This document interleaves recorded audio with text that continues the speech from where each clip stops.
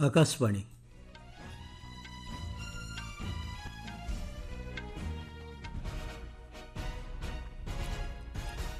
संवाद पढ़ुंट उदयनाथ स्वाई। मुख्य संवाद गैलेक्सी आईर अभियान दृष्टि भारतीय महाकाश यात्रार एक बड़ सफलता कहले प्रधानमंत्री। पश्चिमबंग, केरल, तमिलनाडु, आसाम और पुडुचेरी विधानसभा निर्वाचन भोट गणति आसंताकाली हेबा सहित फलाफल प्रकाश पाइब। स्वास्थ्य मंत्रालय पक्षर आसंताकाली ठारू पालन कराजिब सर्वभारतीय अग्नि निरापत्ता सप्ताह। एवं आईपीएल क्रिकेट रे सनराइजर्स हैदराबाद को 7 विकेट रे परास्त कला कोलकाता नाइट राइडर्स।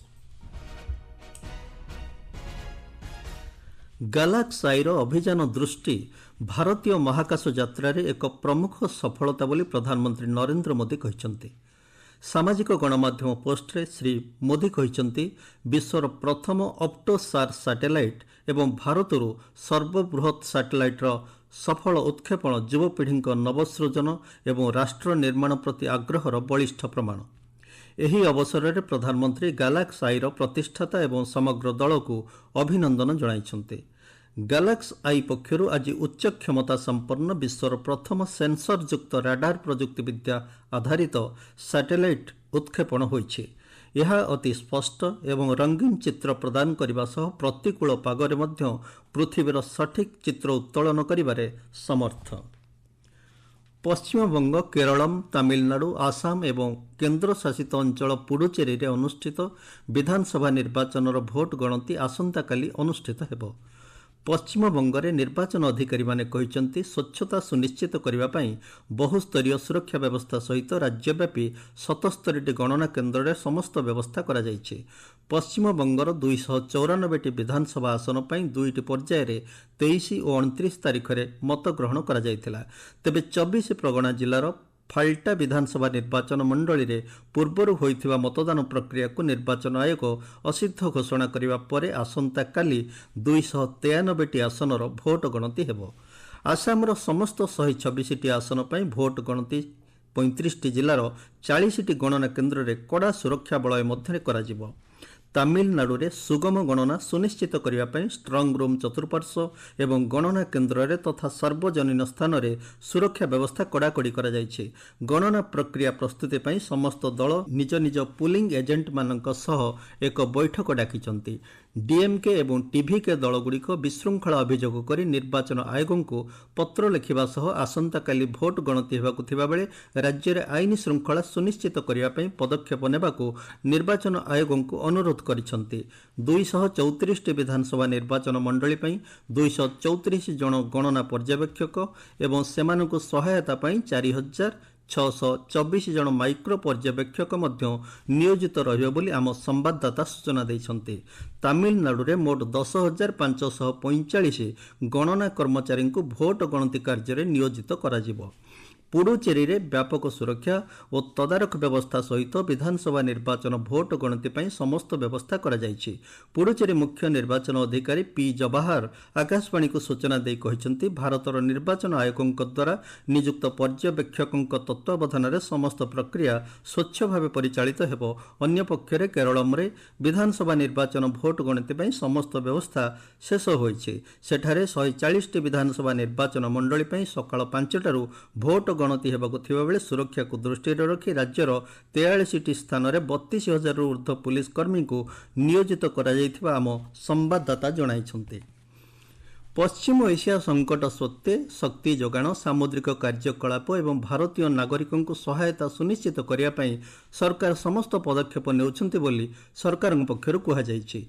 पेट्रोलियम एवं प्राकृतिक गैस मंत्रालय सूचना अनुसार देश में एलपीजी महजूद एवं कलाबजारी रोकिया कार्यानुष्ठान जारी रही। गतकाली ठारू समग्र देश में 1200 रु अधिक स्थान में चढ़ऊ करा जायथिला।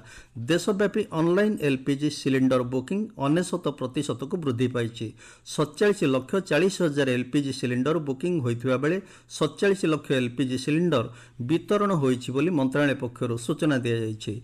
चलित वर्ष मार्च परठारु प्राय 6,04,000 पीएनजी संजोग को गैस जोगाण करा जायछि एवं अतिरिक्त 2,68,000 संजोग पई भित्तिभूमि सृष्टि करा जायछि।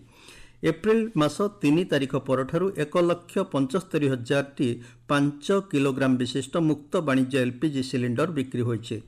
ମାର୍ଶାଲ ଦ୍ୱୀପପୁଞ୍ଜ ଧ୍ୱଜାଧାରୀ ଏଲ୍ପିଜି ବୋଝେଇ ଜାହାଜ MT ସର୍ବଶକ୍ତି ଗତକାଲି 46,313 ମେଟ୍ରିକ୍ ଟନ୍ ଏଲ୍ପିଜି ନେଇ ସୁରକ୍ଷିତ ଭାବେ ହର୍ମୁଜ ପ୍ରଣାଳୀ ଅତିକ୍ରମ କରିଛି। ଆସନ୍ତା 13 ତାରିଖରେ ବିଶାଖାପାଟଣାରେ ପହଞ୍ଚିବାର ଆଶା କରାଯାଉଛି ବୋଲି ସରକାରଙ୍କ ପକ୍ଷରୁ ସୂଚନା ଦିଆଯାଇଛି। ସଂଯୁକ୍ତ ଆରବ ଏମିରେଟ୍ସ ବେସାମରିକ ବିମାନ ଚଳାଚଳ ପ୍ରାଧିକରଣ ଗତକାଲି ସେଠାକାର ବାୟୁ ସୀମା ମଧ୍ୟରେ ସାଧାରଣ ବିମାନ ଚଳାଚଳକୁ ପୁନଃ ଆରମ୍ଭ କରିବା ନେଇ ଘୋଷଣା କରିଛନ୍ତି। ଭାରତୀୟ ଏବଂ UAEର ବିମାନ କମ୍ପାନୀଗୁଡ଼ିକ ପକ୍ଷରୁ ଭାରତର ବିଭିନ୍ନ ସ୍ଥାନକୁ ବିମାନ ଚଳାଚଳ କରୁଛି। ତେହେରାନରେ ଥିବା ଭାରତୀୟ ଦୂତାବାସ ଏପର୍ଯ୍ୟନ୍ତ 2,500ରୁ ଅଧିକ ଭାରତୀୟ ନାଗରିକଙ୍କୁ ସ୍ଥଳ ସୀମା ମାର୍ଗ ଦେଇ ଇରାନରୁ ବାହାରକୁ ଯିବାକୁ ସୁବିଧା ଯୋଗାଇ ଦେଇଛନ୍ତି। ଆପଣମାନେ ସମ୍ବାଦ ଶୁଣୁଛନ୍ତି ଆକାଶବାଣୀରୁ। ବୈଦେଶିକ ମନ୍ତ୍ରୀ doctor S Jaishankar Jamaica, Suriname ଏବଂ ତ୍ରିନିଦାଦ ଟୋବାଗୋକୁ ଗସ୍ତରେ ଯାଇ ଆଜି ଜାମାଇକାର କିଙ୍ଗଷ୍ଟନରେ ପହଞ୍ଚିଛନ୍ତି। ସେଠାରେ ତାଙ୍କୁ ଜାମାଇକା ପ୍ରତିପକ୍ଷ କାମିନା ଜେ ସ୍ମିଥଙ୍କ ପକ୍ଷରୁ ସ୍ୱାଗତ କରାଯାଇଥିଲା। ସାମାଜିକ ଗଣମାଧ୍ୟମ ପୋଷ୍ଟରେ ଡକ୍ଟର ଜୟଶଙ୍କର କହିଛନ୍ତି, ଆଗାମୀ 2 ଦିନ ମଧ୍ୟରେ ଜାମାଇକାର ଶୀର୍ଷ ନେତୃତ୍ୱ, ବ୍ୟବସାୟ ସମ୍ପ୍ରଦାୟ ଏବଂ ପ୍ରବାସୀ ଭାରତୀୟମାନଙ୍କୁ ଭେଟିବାକୁ ସେ ଉତ୍ସୁକତାର ସହ ଅପେକ୍ଷା କରିଛନ୍ତି। ବୈଦେଶିକ ମନ୍ତ୍ରଣାଳୟ ପକ୍ଷରୁ ଏକ ବିବୃତ୍ତିରେ କୁହାଯାଇଛି, ଚଳିତ ମାସ 10 ତାରିଖ ପର୍ଯ୍ୟନ୍ତ ହେବାକୁ ଥିବା ବୈଦେଶିକ ମନ୍ତ୍ରୀଙ୍କ ଏହି ଗସ୍ତ ଅବସରରେ ଡକ୍ଟର ଜୟଶଙ୍କର 3ଟି ଦେଶର ଶୀର୍ଷ ନେତୃତ୍ୱଙ୍କୁ ଭେଟିବେ। ତାଙ୍କ ପ୍ରତିପକ୍ଷଙ୍କ ସହ ଦ୍ୱିପାକ୍ଷିକ ଆଲୋଚନା କରିବା ସହ ପାରସ୍ପରିକ ସ୍ୱାର୍ଥ ସମ୍ବଳିତ ଆଞ୍ଚଳିକ ଏବଂ ବୈଶ୍ୱିକ ପ୍ରସଙ୍ଗ ନେଇ ମତ ରଖିବେ। ଡକ୍ଟର ଜୟଶଙ୍କରଙ୍କ ଏହି ଗସ୍ତ ଜାମାଇକା, ସୁରିନାମ ଏବଂ ତ୍ରିନିଦାଦ ଓ ଟୋବାଗୋ ସହିତ ଭାରତର ରାଜନୈତିକ ସମ୍ପର୍କକୁ ବୃଦ୍ଧି କରିବା ସହ ଦକ୍ଷିଣ-ଦକ୍ଷିଣ ସହଯୋଗ ଏବଂ ବିକାଶ ପ୍ରତି ପାରସ୍ପରିକ ପ୍ରତିବଦ୍ଧତାକୁ ପ୍ରତିଫଳିତ କରୁଛି। ସ୍ୱାସ୍ଥ୍ୟ ଏବଂ ପରିବାର କଲ୍ୟାଣ ମନ୍ତ୍ରଣାଳୟ ସମସ୍ତ ରାଜ୍ୟ ଏବଂ କେନ୍ଦ୍ରଶାସିତ ଅଞ୍ଚଳ, କେନ୍ଦ୍ରୀୟ ମନ୍ତ୍ରଣାଳୟ ଏବଂ ବିଭାଗ ସହିତ ମିଳିତ ଭାବେ ଦେଶର ସ୍ୱାସ୍ଥ୍ୟସେବା ପ୍ରତିଷ୍ଠାନଗୁଡ଼ିକରେ ଅଗ୍ନି ନିରାପତ୍ତା ନେଇ ସଚେତନତା ବୃଦ୍ଧି କରିବା ଲକ୍ଷ୍ୟରେ ଆସନ୍ତାକାଲିଠାରୁ ସର୍ବଭାରତୀୟ ଅଗ୍ନି ନିରାପତ୍ତା ସପ୍ତାହ ପାଳନ କରିବ। ସ୍ୱାସ୍ଥ୍ୟ ସଚିବ ପୁଣ୍ୟ ସଲୀଳା ଶ୍ରୀବାସ୍ତବ ଆସନ୍ତାକାଲି ଅଗ୍ନି ନିରାପତ୍ତା ସପ୍ତାହର ଉଦ୍ଘାଟନ କରିବେ। ନୂଆଦିଲ୍ଲୀର କର୍ତ୍ତବ୍ୟ ଭବନସ୍ଥିତ ସ୍ୱାସ୍ଥ୍ୟ ପ୍ରତିଷ୍ଠାନରେ ଅଗ୍ନି ନିରାପତ୍ତା ପ୍ରତିଜ୍ଞା ଶପଥ ଗ୍ରହଣର ନେତୃତ୍ୱ ଶ୍ରୀ ଶ୍ରୀବାସ୍ତବ ନେବେ। ସପ୍ତାହବ୍ୟାପୀ ସମଗ୍ର ଦେଶରେ ଆୟୋଜିତ ହେବାକୁ ଥିବା ଏହି କାର୍ଯ୍ୟକ୍ରମରେ ରାଜ୍ୟ ଏବଂ କେନ୍ଦ୍ରଶାସିତ ଅଞ୍ଚଳଗୁଡ଼ିକରେ ବ୍ୟାପକ ସଚେତନତା ଅଭିଯାନ, ମକ୍ ଡ୍ରିଲ୍, କ୍ଷମତା ନିର୍ମାଣ ପଦକ୍ଷେପ ଏବଂ ଅଗ୍ନି ନିରାପତ୍ତା ମାର୍ଗଦର୍ଶିକା ପ୍ରସାର ସମେତ ବିଭିନ୍ନ କାର୍ଯ୍ୟକଳାପ କରାଯିବ। ଚଳିତ ବର୍ଷ ଶେଷ ସୁଦ୍ଧା ଆଧାର କାର୍ଡର ଡିଜାଇନରେ ପରିବର୍ତ୍ତନ ହେବା ସଂକ୍ରାନ୍ତ ସାମାଜିକ ଗଣମାଧ୍ୟମରେ ପ୍ରସାରିତ ଖବରକୁ ଇଲେକ୍ଟ୍ରୋନିକ୍ସ ଏବଂ IT ମନ୍ତ୍ରଣାଳୟ ଖଣ୍ଡନ କରିଛି। ସ୍ପଷ୍ଟୀକରଣରେ କୁହାଯାଇଛି, ଏପରି କୌଣସି ପରିବର୍ତ୍ତନ ପାଇଁ ଯୋଜନା ନାହିଁ। ଏହି ଖବର ଏବଂ ସାମାଜିକ ଗଣମାଧ୍ୟମ ପୋଷ୍ଟ ଲୋକଙ୍କ ମଧ୍ୟରେ ଦ୍ୱନ୍ଦ୍ୱ ସୃଷ୍ଟି କରୁଛି। ଜନସାଧାରଣଙ୍କୁ ଏପରି ରିପୋର୍ଟ ଏବଂ ସାମାଜିକ ଗଣମାଧ୍ୟମ ପୋଷ୍ଟକୁ ଅଣଦେଖା କରିବା ସହ UIDAIର ସରକାରୀ ସାମାଜିକ ଗଣମାଧ୍ୟମ ଆକାଉଣ୍ଟ ଏବଂ PIB ଦ୍ୱାରା ଜାରି ପ୍ରେସ୍ ବିଜ୍ଞପ୍ତି ମାଧ୍ୟମରେ ଯୋଗାଯୋଗ କରିବାକୁ ପରାମର୍ଶ ଦିଆଯାଇଛି। ଇରାନ ସହିତ ଚାଲିଥିବା ସଂଘର୍ଷର ଅନ୍ତ ଘଟାଇବା ପାଇଁ କାର୍ଯ୍ୟ କରୁଥିବା କୂଟନୈତିକ ପରାମର୍ଶଦାତା ଭାବେ ନିକ୍ ଷ୍ଟିୱାର୍ଟଙ୍କୁ ନିଯୁକ୍ତ କରାଯାଇଥିବା ନେଇ ହ୍ୱାଇଟ୍ ହାଉସ୍ ସ୍ପଷ୍ଟ କରିଛି। ଏକ ବିବୃତ୍ତିରେ ମୁଖପାତ୍ର ଅଲିଭିଆ ଷ୍ଟିୱାର୍ଟଙ୍କୁ ଜଣେ ଅଭିଜ୍ଞ ନୀତି ବିଶାରଦ ଭାବେ ବର୍ଣ୍ଣନା କରିଛନ୍ତି। ସେ ଷ୍ଟିଭ୍ ୱିଟକମ୍ଙ୍କ ନେତୃତ୍ୱାଧୀନ ପ୍ରତିନିଧି ମଣ୍ଡଳୀକୁ ସହାୟତା କରିବେ। ପୂର୍ବରୁ ଷ୍ଟିୱାର୍ଟ ଟ୍ରମ୍ପଙ୍କ ପ୍ରଥମ ପ୍ରଶାସନ ସମୟରେ ଷ୍ଟେଟ୍ ଡିପାର୍ଟମେଣ୍ଟରେ ଇରାନ ସମ୍ବନ୍ଧୀୟ ପ୍ରସଙ୍ଗ ଉପରେ କାର୍ଯ୍ୟ କରିଥିଲେ। ଆମେରିକା ସମର୍ଥିତ 9 ସୂତ୍ରୀ ଶାନ୍ତି ଯୋଜନାର ପ୍ରତିବଦଳରେ ଇରାନ 14 ସୂତ୍ରୀ ଶାନ୍ତି ପ୍ରସ୍ତାବ ଦେବା ପରେ ଆମେରିକା ନିକ୍ ଷ୍ଟିୱାର୍ଟଙ୍କୁ ପରାମର୍ଶଦାତା ଭାବେ ନିଯୁକ୍ତ କରିଛି। ଖେଳ ଖବର। IPL କ୍ରିକେଟରେ ଆଉ କିଛି ସମୟ ପରେ ଅହମ୍ମଦାବାଦର ନରେନ୍ଦ୍ର ମୋଦି ଷ୍ଟାଡିୟମରେ ଗୁଜରାଟ ଟାଇଟନ୍ସ ଏବଂ ପଞ୍ଜାବ କିଙ୍ଗସ୍ ମଧ୍ୟରେ ମୁକାବିଲା ହେବ। ଗୁଜରାଟ ଟାଇଟନ୍ସ ଟସ୍ ଜିତି ବୋଲିଂ କରିବାକୁ ନିଷ୍ପତ୍ତି ନେଇଛି। ଆଜି ହାଇଦ୍ରାବାଦର ରାଜୀବ ଗାନ୍ଧୀ ଅନ୍ତର୍ଜାତୀୟ ଷ୍ଟାଡିୟମରେ ଖେଳାଯାଇଥିବା ପ୍ରଥମ ମ୍ୟାଚ୍ରେ କୋଲକାତା ନାଇଟ୍ ରାଇଡର୍ସ 7 ୱିକେଟରେ ସନ୍ରାଇଜର୍ସ ହାଇଦ୍ରାବାଦକୁ ପରାସ୍ତ କରିଛି।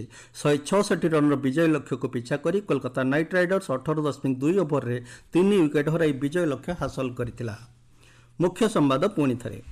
ଗ୍ୟାଲାକ୍ସ ଆଇର ଅଭିଯାନ ଦୃଷ୍ଟି ଭାରତୀୟ ମହାକାଶ ଯାତ୍ରାର ଏକ ବଡ଼ ସଫଳତା କହିଲେ ପ୍ରଧାନମନ୍ତ୍ରୀ।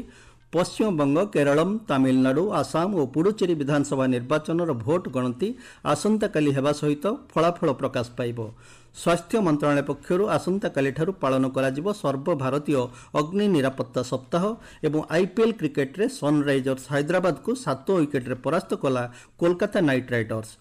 ସମ୍ବାଦ ଶେଷ ହେଲା।